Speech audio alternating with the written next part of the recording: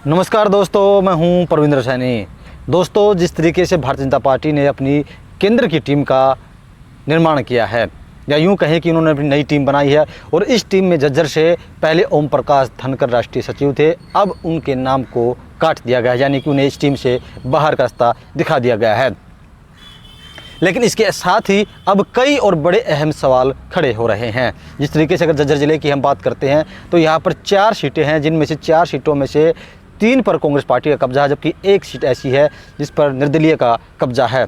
हालांकि फिलहाल निर्दलीय जो व्यक्ति है बहादुरगढ़ से राजेश जून, वो बीजेपी को समर्थन कर रहे हैं। लेकिन बड़ी बात यह है कि आखिरकार अब झज्जर के कार्यकर्ता किसके पास जाएं? आखिरकार झज्जर के कार्यकर्ताओं को जब कोई काम हो तो वो अपना दुखड़ा किसके सामने रोएं? क्योंकि अब से पहले बीजेपी के तमाम कार्यकर्ता अपनी समस्याओं को लेकर लगातार ओम प्रकाश धनखड़ से मिलते रहते थे, अपनी समस्याओं को उनसे हल करवाते रहते थे। लेकिन अब केंद्रीय टीम से उनके बाहर होने के बाद सवाल ये खड़ा हो रहा है कि आखिरकार अब झज्जर को कौन संभालेगा, अब झज्जर की समस्याओं को कौन सुनेगा? और इसी विषय को लेकर हमारे साथ राजनीतिक मामलों के जानकार वीरेंद्र राठी हमारे साथ मौजूद है। राठी साहब, आपका स्वागत है। आपका बहुत बहुत धन्यवाद। सभी दर्शकों को मेरी तरफ से नमस्कार। राठी साहब, झज्जर में 4 सीटें हैं, 3 पर कांग्रेस का कब्जा, 1 पर निर्दलीय कब्जा। अब कोई बड़ा नेता, किसी के पास कोई बड़ा पद नहीं रहा झज्जर में से, अब झज्जर को कौन संभालेगा?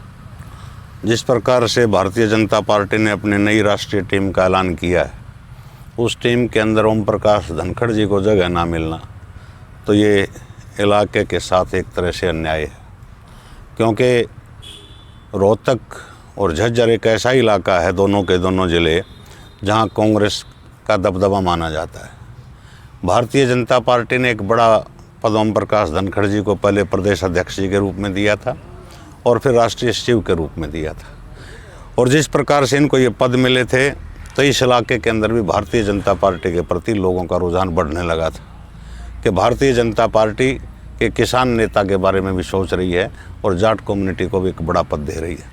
लेकिन अब जो ये पद रिवाइज हुए हैं, इससे जैसा आपने कहा कि निश्चित रूप से झज्जर ज़िले के अंदर जो 4 विधानसभा सीट हैं, या रोहतक ज़िले की आप 4 विधानसभा सीटों को भी मान करके चलिए कि 8 विधानसभा सीटें ओम प्रकाश धनखड़ की तरफ देखती थी कि अगर इनका पार्टी के अंदर रुतबा बढ़ता है तो इस इलाके के अंदर भी निश्चित रूप से भारतीय जनता पार्टी का वोट बैंक बढ़ता, बहुत से लोगों का रुझाव अब भारतीय जनता पार्टी की तरफ होने लगा था।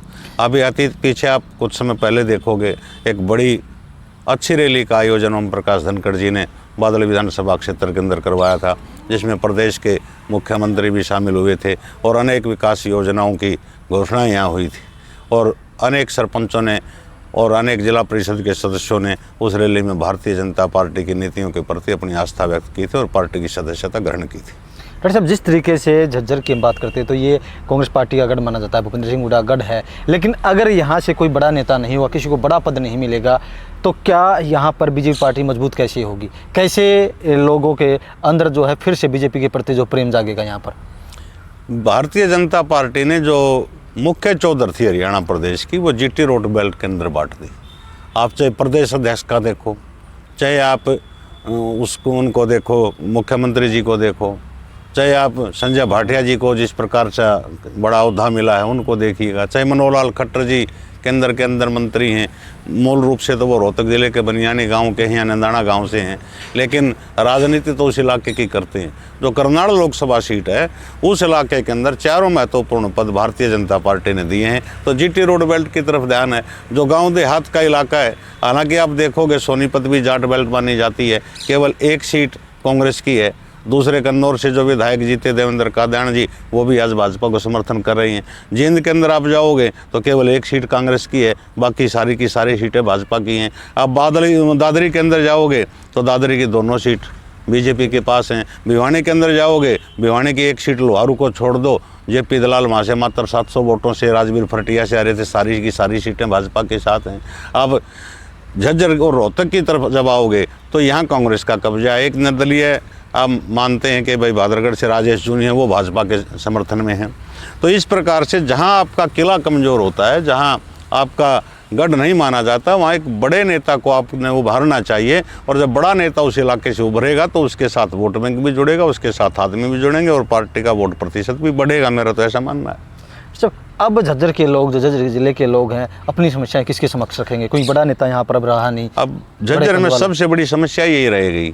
अब जो बाकी विधायक बचे 3, जिसमें झज्जर के विधायक हैं, बादली के विधायक हैं, बेरी के विधायक हैं, उनके पास कोई अपना काम लेके जाता तो एक ही बात कहते हैं कि हमारी सरकार नहीं है। अभी कल परसों कोई पंचायत हो रही थी, सार साइड थी या किस साइड थी, वहाँ एक व्यक्ति कहता हुआ जस्सी पेटवाड़ जी को नज़र आया, उसमें कुछ आदमी और भी बैठे थे, कि भाई तुम मुख्यमंत्री से या मंत्रियों से मिलने जाते हो, हमें लगता है कि तुम अपने व्यक्तिगत काम करवाने जाते हो, इलाके के काम करवाने नहीं जाते। अगर इस प्रकार की कोई इलाके के कामों की बात आती है तो बहाना एक ही है कि भाई हम सत्ता में नहीं हैं, हम सरकार का हिस्सा नहीं है, तो उनके पास जा कर के तो लोग करें क्या। और भारतीय जनता पार्टी के पास इतना बड़ा चेहरा, जिस प्रकार से पिछले 7-8 साल से ओम प्रकाश धनखड़ जी रहे, पहले 5 साल मंत्री रहे, 10-12 2014 से लेकर के अभी तक वो चेहरा थे, कहीं न कहीं उनको बड़ा पद ना मिलना पार्टी के अंदर, तो यहाँ के लोगों को ये बात अखर रही है।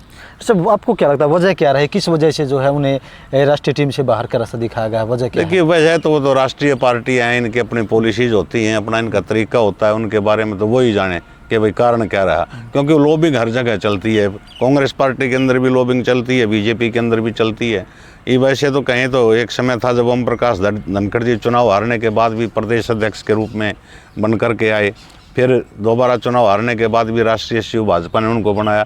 लेकिन आज एक मौका था कि जिस प्रकार से वो मेहनत कर रहे थे और भाजपा की तरफ जिस प्रकार से उन्होंने जो ज्वाइनिंग करवाई थी, तो उससे थोड़ा सा फ़ायदा पार्टी को मिलता, उनका कद भी बढ़ता, और इस इलाके से ऐसा लग रहा था कि भाजपा जो है ना कुछ न कुछ उत्साहवर्धक परिणाम आने वाले चुनाव में लेकर के आएगी। आपको क्या लगता है, क्या आने वाले समय में, निकट भविष्य में, क्या ओम प्रकाश धनखड़ को पार्टी कोई बड़ा पद या कोई बड़ा दायित्व सौंप सकती है? देखो, राष्ट्रीय पार्टियों में हो सकता है बड़े नेता हैं, सीनियर नेता हैं, लंबे समय से भाजपा से जुड़े हुए हैं, अखिल भारतीय विद्यार्थी परिषद से अपनी राजनीति की शुरुआत उन्होंने की थी, तो आरएसएस में भी ठीक ठाक लाइजन हैं, संघ में भी हैं, हर जगह पे हैं। तो पदों का तो पता नहीं होता कि हो सकता है कोई बड़ा ओहदा और मिल जाए, लेकिन अब उम्मीद थी लोगों को कि राष्ट्रीय महामंत्री के रूप में शायद इनको पद मिलेगा और इनका कद भी बढ़ेगा और इलाके की पहचान भी बढ़ेगी और इलाके के अंदर भाजपा का प्रचार प्रसार होता, जो दिखाई दे रहा था कि कहीं न कहीं उसके ऊपर कोई ब्रेक सा एक तरह से उन खबरों के ऊपर आज लगा दिया, लेकिन भविष्य का कुछ भी कह सकते हैं। तो चलिए दोस्तों, तस्वीर पूरी तरीके से साफ है। जनता बड़ी उम्मीद के साथ ओम प्रकाश धनखड़ की तरफ देख रही थी कि उनका कद बढ़ेगा और झज्जर में जो विकास के काम है वो तेज़ गति के साथ होंगे, क्योंकि यहाँ पर बीजेपी का विधायक नहीं है, तो लोगों को कम से कम ये था कि वो ओम प्रकाश धनखड़ के सामने अपना दुखड़ा रो सकते हैं, अपनी समस्याएं उनके सामने रख सकते हैं और अपनी समस्याओं को हल करवा सकते हैं। लेकिन जिस तरीके से उन्हें केंद्रीय टीम से बाहर किया गया है, उससे लोगों में खासी निराशा देखने को मिल रही है। डॉक्टर साहब, हमसे चर्चा करने के लिए आपका बहुत बहुत धन्यवाद। बहुत बहुत शुक्रिया।